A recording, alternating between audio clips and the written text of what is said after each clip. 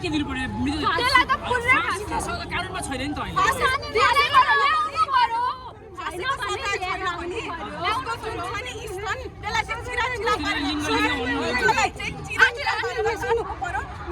सजायमा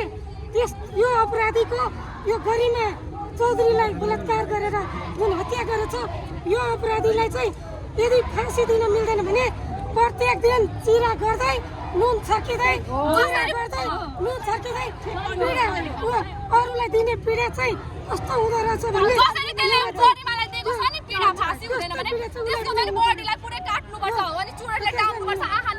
कस्तो हुन्छ नि थाहा पाउँछ त्यसले त्यो बच्चीको आँखा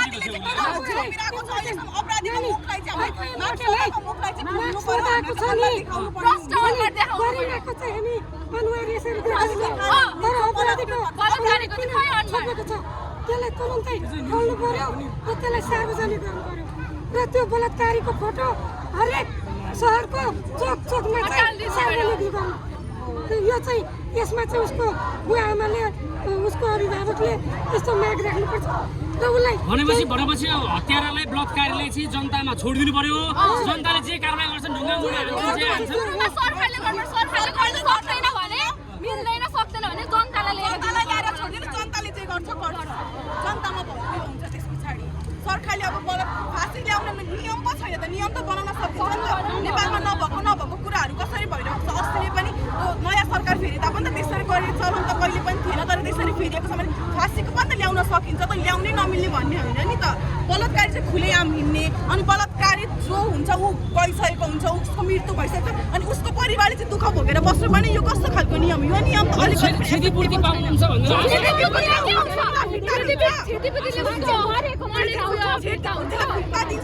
क्षतिपूर्तिले के हुन्छ र उसले आफ्नो कोखबाट जन्माएको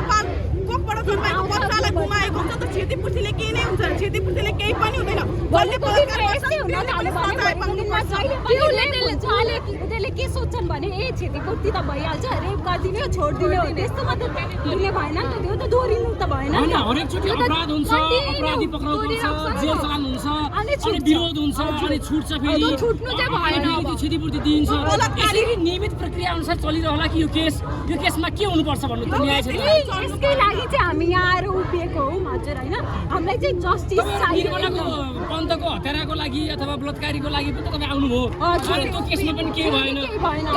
अपराधी पत्ता लागेको छ अहिले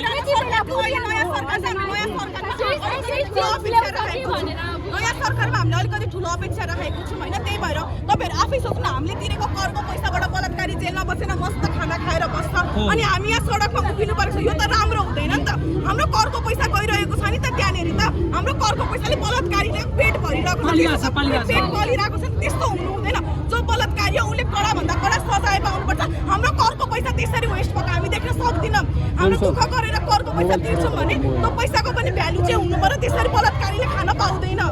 त्यो बलात्कारीलाई चाहिँ फाँसी दिनु चिज फर ट्याट हुनु पर्यो त्यस्तो त हुनु पर्यो जसले जस्तो गर्छ त्यसले त्यस्तो हुनै पर्छ उसले जसले जस्तो गर्छ अन्तिममा नि हाम्रो समाज यति क्रूर र यति आपराधिक बन्दी गएको हो त यति निर्मम हुन्छ त केटा मान्छे तपाईँको घरमा त बुवा पनि दाइ पनि हुनुहुन्छ तपाईँको घरमा त्यस्तो देखिँदैन घरमा सबैले त भोगा छैन यो कुरा भनेपछि यो खासमा पुरुष सबै त्यस्तै हुन्छ अथवा सबै पुरुष त्यस्तै हुँदैन तर जस्तो भएर सबैमा चाहिँ पुरुषै देखिरहेको छ पुरुषले नै बलात्कार गरेको छ सबै पुरुषले गर हामी भन्दैनौँ हाम्रो पनि घरमा घर परिवार हुन्छ हामीले पनि देखेको राम्रो राम्रो व्यक्तिहरू हुन्छ होइन तर सबै गर्ने त पुरुषै हुन्छ not all men are set but all are men भनेको यही हो क्या सबै पुरुष एउटै होइन तर भइ चाहिँ पुरुषले नै गरिरहेको त्यति नै भन्न चाहौँ हामीले हस् तपाईँहरू पनि सुरक्षित रहनुहोस् समाजलाई पनि सुरक्षित राख्न मद्दत गर्नुहोस् है आन्दोलनमा आउँदा मम्मीलाई लिएर आउनु परेको भरे हामीलाई केही भइहाल्यो मम्मी हुनुहुन्छ यसरी मम्मीलाई यहाँनिर हाम्रो सुरक्षा गरेर बसिराख्नु भएको छ भोलि हामीलाई नहोला भन्न सकिँदैन नि त होइन मम्मी त छोराहरू आन्दोलनमा नजाऊ भन्नुहुन्छ घरको अभिभावकले तपाईँको छोरी बोकेर आउनु भएछ होइन अब देशमा सुशासन समृद्धि ल्याउनको लागि चाहिँ अब आमा बाले नै उठाउनु पर्यो क्या अहिले युवालाई चाहिँ जब देश दियौँ हामीले त्यसमा समृद्धि र सुशासन कायम हुने भएन अब यो हामीले 19-20 वर्ष पुगेका बच्चाहरूलाई सडकमा रगतम्य गोली हानेर मरिरहेका हुन्छन् सरकार निधाएर बसिरहेको छ अब हामीले न्याय खोज्न कहाँ जाने हाम्रो पहिले बुवा आमा हजुरबा चाहिँ खेतबारी टन्न जोडिदिएको हुन्थ्यो सम्पत्तिको लागि तर हामीले हाम्रा छोराछोरीलाई चाहिँ शिक्षामा लगानी गरेर सम्पत्ति नै हुनु भनेको छ हाम्रो बाँच्ने आश्रय कहाँ छ किनभने देशको कानुन पनि यस्तो छ हामी बुढाबुढी जाँदाखेरि हामीले जब